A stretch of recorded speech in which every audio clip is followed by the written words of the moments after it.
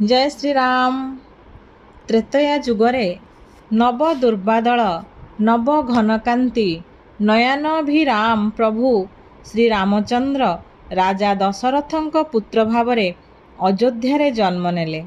से अनंत गुणर अधिकारी, तेणु से पुरुषोत्तम। सत्य, धर्म, दया, क्षमा, वीरता, निर्भयता, विनय, शांति, तेज, प्रेमर एक मूर्तिमंत अवतार।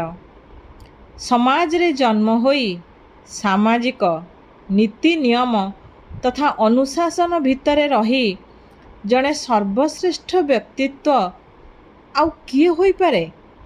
से हेउछंती प्रभु श्री राम। राम नाम ब्रह्मा, विष्णु और महेश्वर अटे। ब्रह्मा हरि और हर हेउछंती समग्र सृष्टिर उत्पत्ति, पालन और विनाश करुथिबा तीनोटी शक्ति। वास्तविक देखिबाकू गले प्रभु श्री रामचंद्रंक चरित्र एक मनोज्ञ तथा अनुपम चरित्र।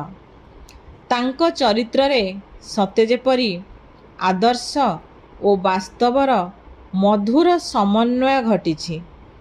रामचंद्र एकाधार रे पितृभक्त, सत्यसंध, योद्धा, वीर, साहसी, कर्तव्य कठोर, स्त्री अनुरागी, भातृवत्सल एवं सहृदय। तांक चरित्र रे मनीषपणिया शुद्ध सुवर्ण परी जाजुल्यमान हेउछि। से एकाधार रे संसारी और बैरागी। जीवन को अति सुंदर भावरे चरितार्थ करिछंती प्रभु श्री रामचंद्र। जीवन रे दुख सुख को सामना करिछंती। अनेक विपद आपद को से भ्रुक्षेप न करी निजर कर्म रे आगुसार होइछंती।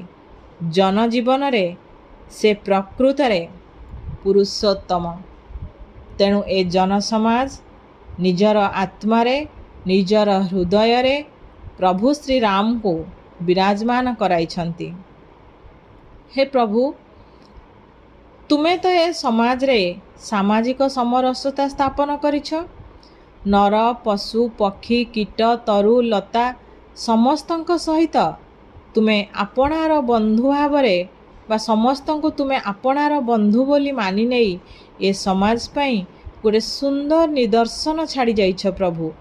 तेणु ए समाज रे काहींकि ए उच्च नीच आउ जातिभेदर प्रथा? ए नारी समाज को तुमे जो सम्मान देइछ से नारी समाज रा सम्मान सुरक्षा पाई आजी पछ घुंचाए मनीष।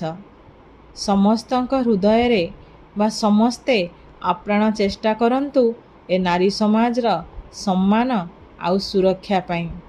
प्रभु, प्रतिदिन तो राति पाही सकाळ हेले तुमरी दरबार रे तुमरी पाद तले आपे आपे मथा नई जाउछि। तेणु आजी एही शुभ अवसर रे एही पावन मुहूर्त रे तुमरी पाद तले अनंत कोटि दंडवत प्रभु। ए मनीष समाज को समग्र विश्व को समस्त दुख विपदरू उद्धार कर प्रभु। समस्तंक हृदय रे भरी दियो आत्मीयता, स्नेह, श्रद्धा और सद्भावना। पुणी थरे प्रतिष्ठा हेउ सामाजिक समरसता। आजिर एही पावन मुहूर्त रे प्रभु तुमरी पाद तले गुहारी समस्तंकु सुस्थ निरोग रख एवं समग्र विश्ववासी को अभय प्रदान कर प्रभु।